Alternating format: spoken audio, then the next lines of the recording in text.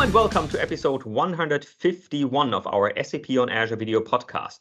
Today is July 13th, and together with Robert and Goran, we are here to talk about anything related to SAP and Microsoft. Hello, everyone. Hey. So last week, we already quickly mentioned it. The SAP Community had a blast last week. In addition to the recap and the UI5 Con event in St. Leon Roth, we also had a hackathon on SAP's Cloud Application Programming model with Azure Cosmos DB. The initial idea actually about this community-driven event came originally from a single tweet by Martin and then evolved to an event with 40 people. In order to give us a little more insights on this, I'm happy to have both Martin, but also Volker Buzek, the brain behind all of this, joining us today to talk about the event and look behind the scenes. Hello to both of you. This week, actually, I don't have a lot of news, so that's why we'll skip the news section and skip directly to the introduction. So maybe Martin, since a lot of folks probably already know you that have subscribed to the channel, let's start with you. What do you do at Microsoft? But then also hand over to Volker and learn about you a little. Yeah, more than welcome to do that. Martin Pankraz, team member with Volker in the same team. And both of us, we work with SAP as our engineering partner, as well as the Microsoft product portfolio as a whole, to make sure that the integration experience between both platforms is best possible. And I have a developer background, so many of those topics that Volker drive are close to my heart. Yeah? And really liked the experience at the hackathon and the nice atmosphere that Volker created as the host. Yeah? So that's over to you, Volker. Yeah, thanks. So my name is Volker Buzek. I work as a development architect. Yes. At JNS Soft. JNS Soft is a highly technical consultancy stemming from with SAP roots, definitely. Still doing lots of SAP work, but also moving into topics non-SAP, but still with a shared tech stack.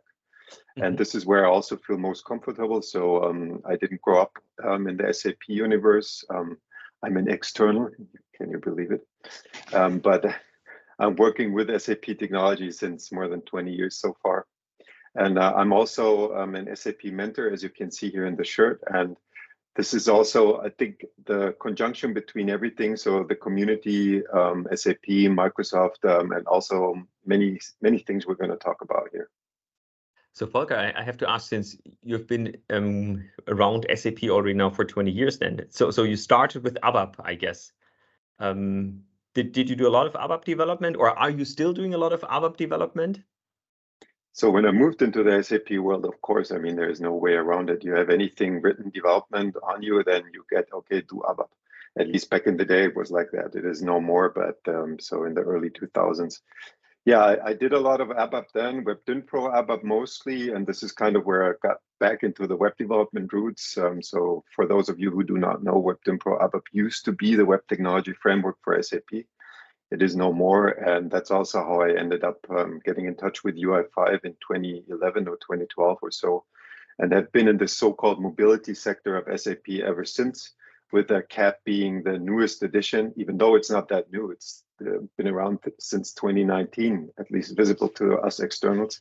So it's not new as in new, but it just manifests sorts. And I think CAP is a good topic, because one of the main things that happened last week was the recap event. I mean, together with the UI5 Con and stuff like that. And I think you are really one of the founders of Recap, right? That's true. Yeah, together with Gregor, we both got exposed to CAP in 2019 by the session from Daniel Hutzel, the chief product owner of CAP at TechEd back in the day. Remember TechEd? When there still was a TechEd in Europe. Anyway, so in Barcelona, and I was sitting in the audience, and the title piqued my interest, obviously. I looked at what Daniel was doing back then, already live, no strings attached, editor open, and off he went. And at first, I couldn't believe it. I could not believe that you could create a full-fledged OData v4 CRUD API together with a persistence layer in less than 2 minutes. This was, at that time, unheard of in SAP land. you had the SEGV in ABAP with everything to manually define, blah, blah, blah, blah. And it took at least, let's say, if you were fast, it took at least an hour or so. And then you would have to be really, really, I mean, really fast. And he just casually was talking, typing away, and all of a sudden that thing ran. And I looked around. Is there like hidden camera? We have this show in Germany, Verstehen Sie Spaß, yeah, where you have hidden cameras and like filming the audience. But no, it was real. So that's actually so. Since you mentioned SEGV, SEGW. Oh yeah, sorry. That's perfect, because when I was at SAP and we were doing Duet Enterprise, that was one of the key services that we actually developed at that time, that was part of SAP Gateway, where for the very first time you could expose OData services from the ABAP stack. But as you rightly said, it was not a very easy task. So there are a lot of steps to finally expose the OData services. And now with CAP, that changed dramatically. And that's where you started then the recap event. Yeah, that's right. So exactly. So Gregor and me saw that. Gregor Wolf, also a fellow SAP mentor and well known in the community as well. And we were really excited by it in the classical sense of being excited, because it used the technology stack Node.js that was very popular already back then in the outer world, so in the non-SAP world. And we both had the hunch, first of all, this is solid technology. Second of all, this could open up the SAP universe and attract also outside talent, get both worlds together. And the best idea we had is, come up with a conference of sorts that is not a PowerPoint slideshow event, but an actual from developers for developers, where you open up the editor of your choice and you hack away and let other watch. And this is how Recap basically was born. As a coding event from developers for developers. And now last week... Did it happen the same way for ABAPConf? So now that we're talking about it, I'm wondering, there was like sparked afterwards, or how did that go? Do you know?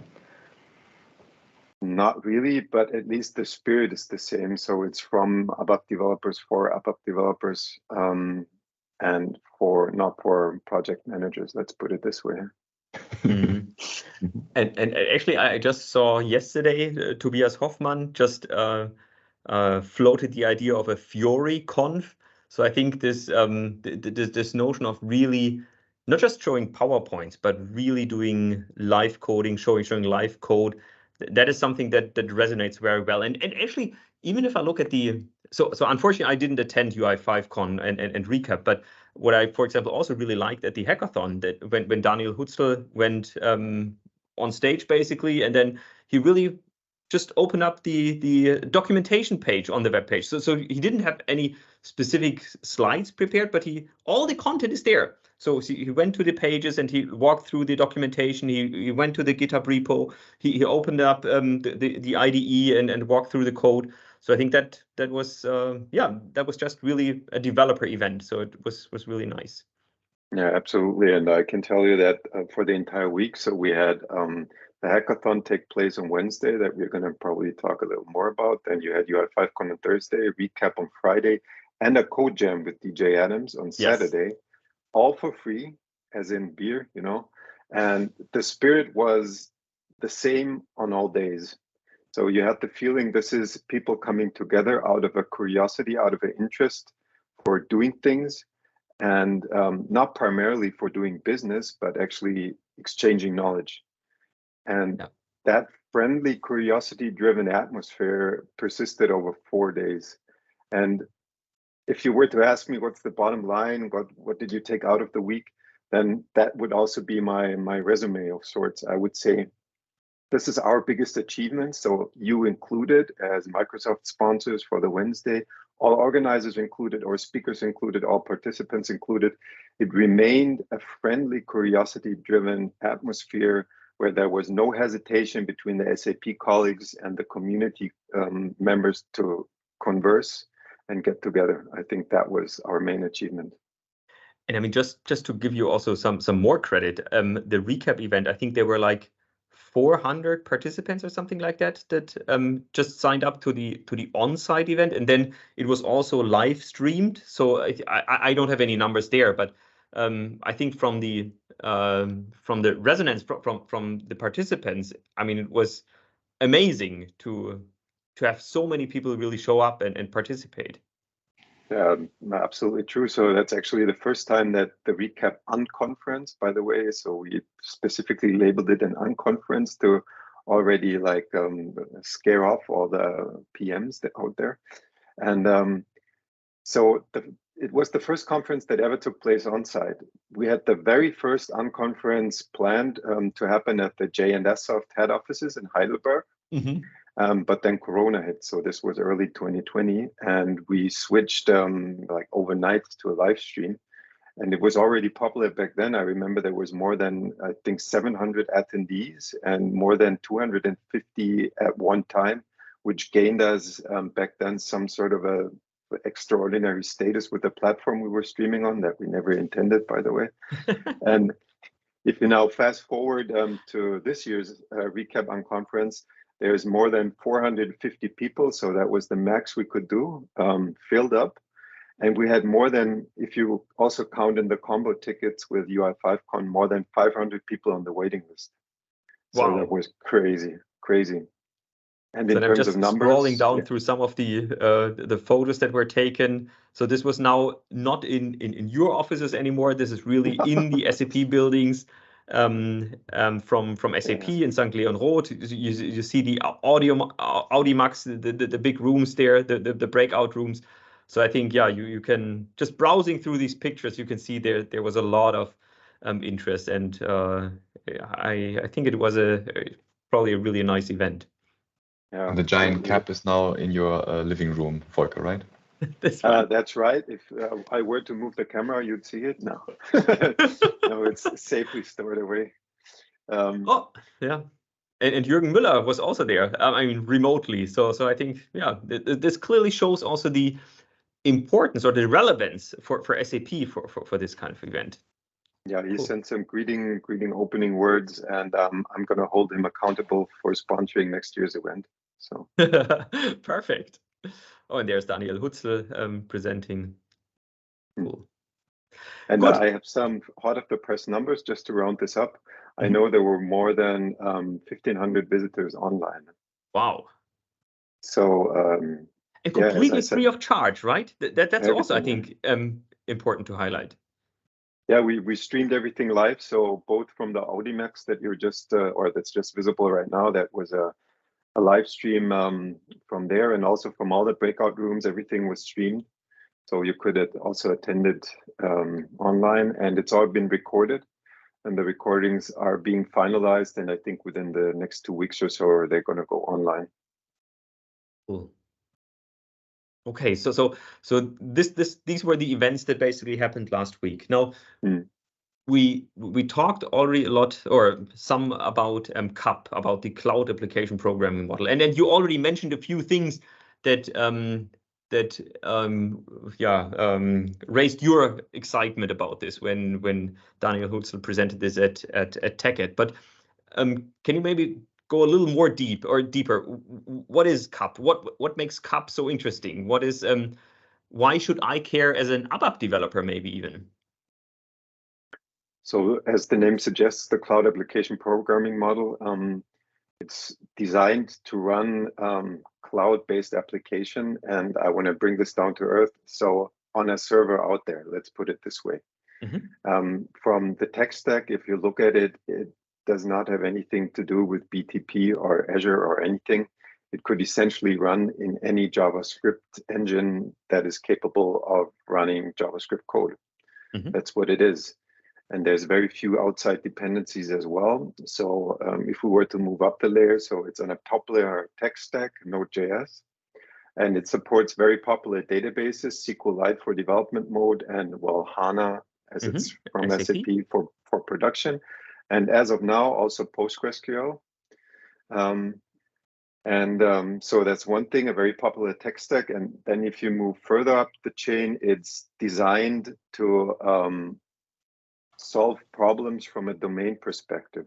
So you're supposed to not start with the tech side of things, so implementing some protocol. Instead, you were to start modeling on the problem domain, meaning you have, with the famous bookshop example, you have a list of books and a list of authors, and you want to create connection between the two, and you want to even expose some genres that those books belong to. And when you design the data model, you do not write any code. You write still ASCII, okay, but it's on a problem-solving domain. So you say the entity books has the following fields: ISBN number, title, so on and so forth. So you come from a domain perspective, and the tech stack below is essentially abstracted away and taken away from you. So after you're done with modeling the domain, you define what kind of service it's supposed to, well, expose to contain. Usually you'd say, I have a list of books. I just want to have the list of books as a service. And this is a one-liner.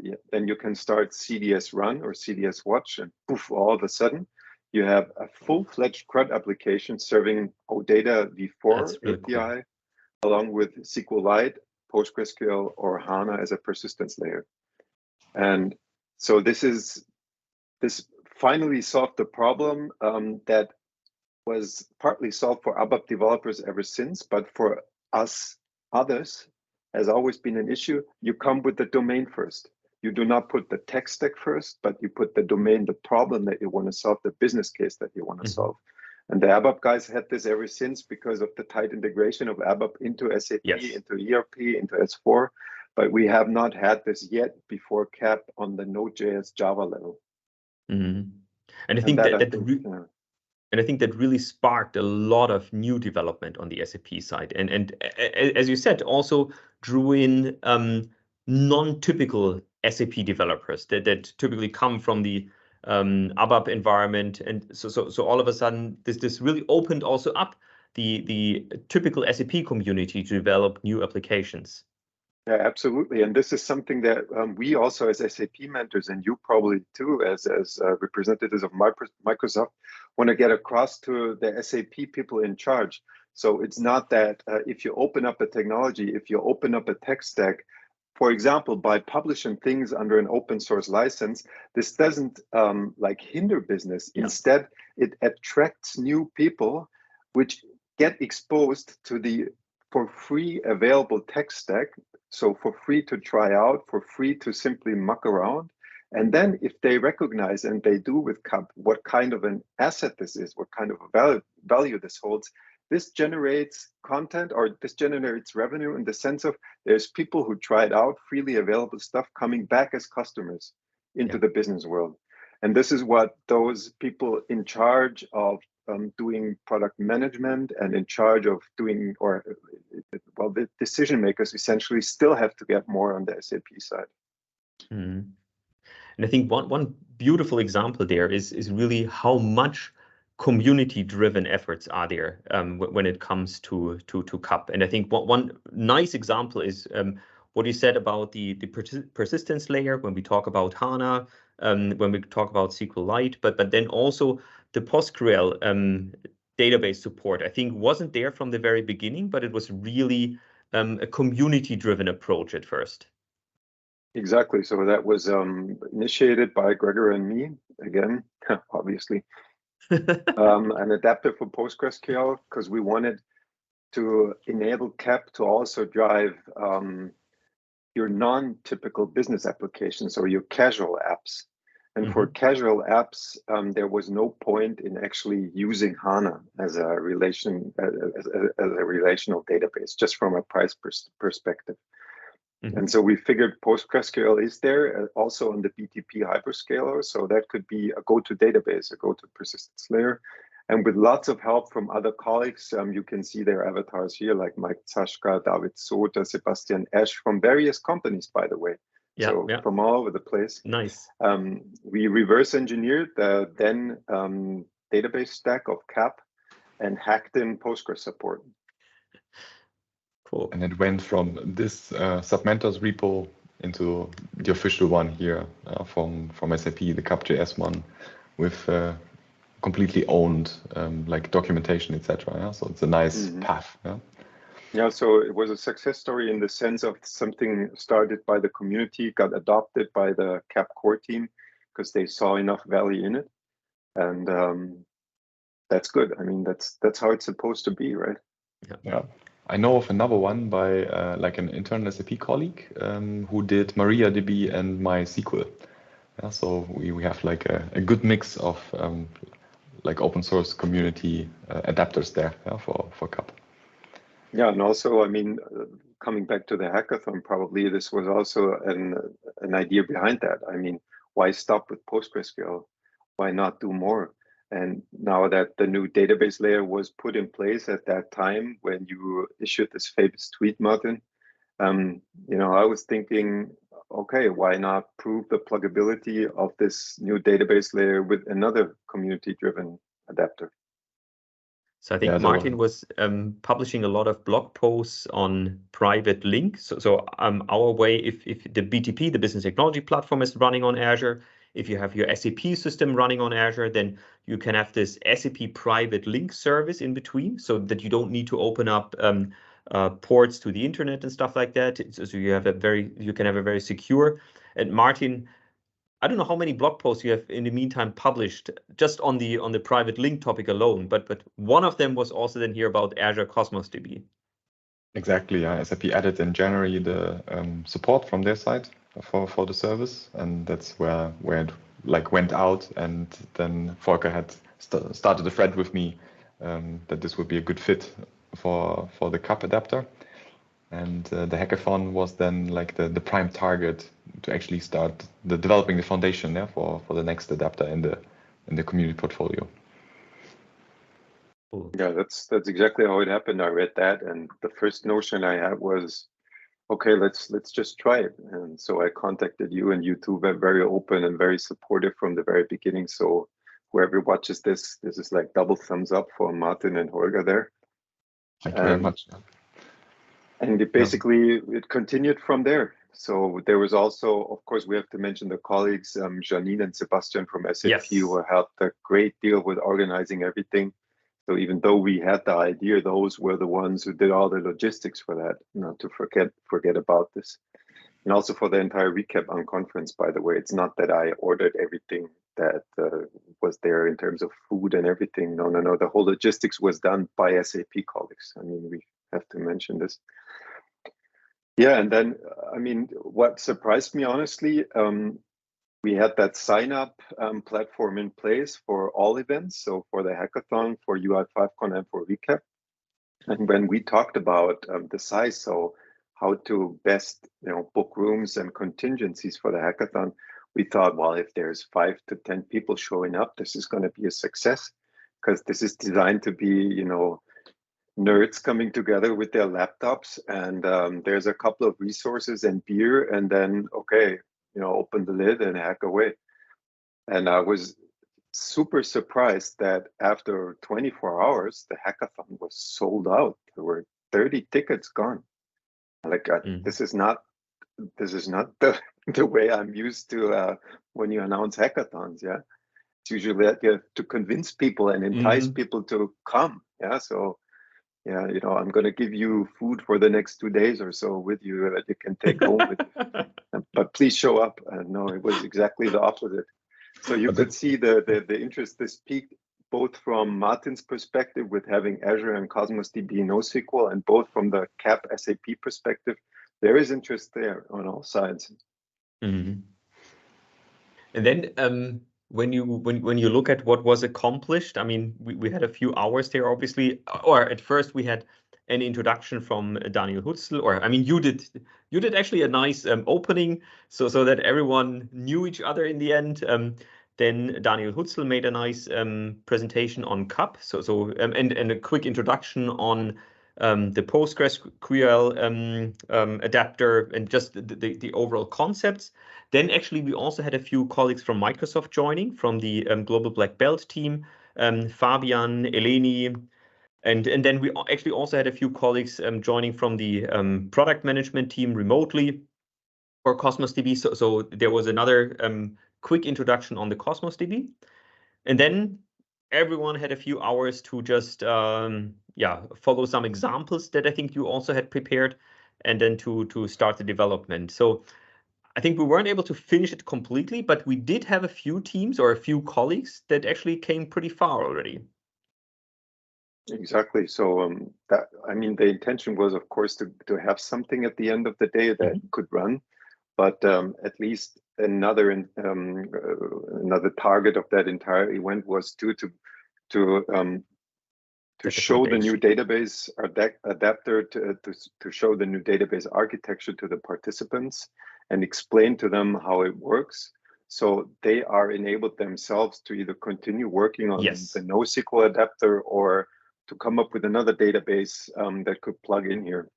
So we also designed it to be the hackathon to be a multiplier event of sorts, to get the knowledge out to people how stuff works under the hood. And if you look how that day went, first of all, there were some teams, so we grouped them up in teams. I mean, 30 people come on. So we grouped them up in teams, and so they hacked away together. And some of them had running examples at the end, so excellent. Yep. Not the entire CRUD scope, so create, read, update, delete, but at least the create and read part. And the update part, I think, as well. But then it was more obvious to me that when people were hacking in a way and they got the idea how that architecture works, you could see like, you heard that a couple of times when it finally clicked. And I think this was the actual success of that hackathon. So people got to know how they could work with the NoSQL database, and people got to know how they could work the CAP database layer. There you go, mission accomplished. And we had, remember when in the end we had to kick them out. It was designed to run until 6 o'clock in the evening. It was 6:30 and there was this one guy still, and you had to say, yeah, okay, take the beer on the way, but go now, we need to close the building. Yeah. So, I mean, tells you something. Nice, yeah. And Martin, you have the, when we talk about the Cosmos DB integration, one thing that would come up immediately is Cosmos DB actually has a lot of entry points, a lot of APIs, how you can communicate with Cosmos DB. And actually there is a Postgres interface for Cosmos DB. So Martin, now that you have the site open, maybe we can quickly run through this and also talk about, Volker, I think you also played around with PostgreSQL for Cosmos DB. So maybe we can also look at this a second. Yeah, exactly. Yeah. So we need to make a choice here, which one to work with. And the private link, it doesn't care which one of those you use. Yeah, that's why we needed to quite qualify at that time when I reached out to the community and Volker started the conversation. But actually, the Postgres interface to Cosmos is like compatible with what you have here today. Yeah, with the what CAP has under the hood with the Postgres SQL adapter. Yeah, so you actually have like two options today, yeah, with the NoSQL part that the hackathon started and the already supported one for PostgreSQL. But you can see here already there's other options like MongoDB, which is also quite popular, but there's no adapter there yet. But as I mentioned before, from SAP, there's like an internal community effort for MySQL and MariaDB. I can actually also bring up the link to the GitHub repo afterwards, so we can share where that is, and it's also on the private link series how that works. Anything else you want to add here, Volker? So while the participants were busy hacking away the NoSQL adapter, I tried out the PostgreSQL variant of Cosmos DB, and it was just due to my fat fingers that it didn't work in the beginning. But then I got it to work. There was a slight change. I still have to contribute as a PR to the Postgres adapter, but then it's good to go, I think. Yeah, there's a couple of unique constraints on the Postgres side of Azure DB with creating and deleting databases. Well, obviously, since you don't want to allow that all the time. But just in terms of connectivity and working with an existing database, everything should. It still remains to be proven, but as of now, it should just work. Yeah. Mhm. Cool. And this like is a complementing like offering, yeah, because the existing databases that like SAP describes like have certain like relational database features, and Cosmos like adds now the NoSQL part to the mix, even though you can also treat it as a normal relational database if you use the PostgreSQL interface on top of it. But it really like broadens the spectrum that you get access to from the CAP layer in BTP. I think Fabian put this real nicely when he did the introduction to Azure Cosmos DB on the hackathon. He said, so Azure NoSQL is good for not many things, but what it's good for, it really does excellently. And that is with the NoSQL interface delivering document-like data structures. With the sharding across different database centers and so on and so forth, every possibility you have in the background, this is what the NoSQL part is designed for. And I think it proved that from a technical perspective, from an architectural perspective, CAP fits in there. So you can use CAP to drive Azure Cosmos DB NoSQL. Mm-hmm. And the question, of course, lingers, what's going to happen to the adapter or to the code that we came up with during the hackathon? And the simple answer is I still have to look at the pull requests. And after that's done, I'm just going to make that repository public and everybody can continue from there on. Perfect. And that was actually basically just my last question, because right now, as you said, the repo is private. So everyone that participated, obviously, in the hackathon, they had access to, or they have access to the repo. But since it's not public yet, everyone, or a lot of people, hopefully are waiting for it to continue to contribute and then leverage this functionality. Mm. And I think this is also a success if you look at the SAP Mentors program. So this is like the link between everybody involved, between you from Microsoft, between SAP, obviously, between the community. So with the possibilities we have due to the SAP Mentors program, with the GitHub organization, with just talking to SAP people, we were able not only to bring you all together, but also to lay the technical foundation of everything and kind of give this also some drive. And I mean, this could be an everybody wins situation, if you ask me. Yeah, we are more than open to repeat the exercise, yeah, for next year. To me, then the next thing would be, of course, releasing the adapter, but also the differences in use cases. As you said, initially your driver was to have like a small database footprint for the extensions. Of course, that's not the case, yeah, for Cosmos DB. There you would be like wasting its global scale and distribution like attributes. Yeah? So there's like a set of like cases that you would implement, yeah, with this type of integration. And those, I think we would still need to describe, yeah, to give the community a feeling. Where would I go with my use case by database type? Yeah, or let the community come up with ideas. I mean, that's all. Now you have the choice basically, and then if there are scenarios where the Cosmos DB, the global scale of Cosmos DB, or also the NoSQL approach can help, then perfect. Now you can also then select this one. Yeah.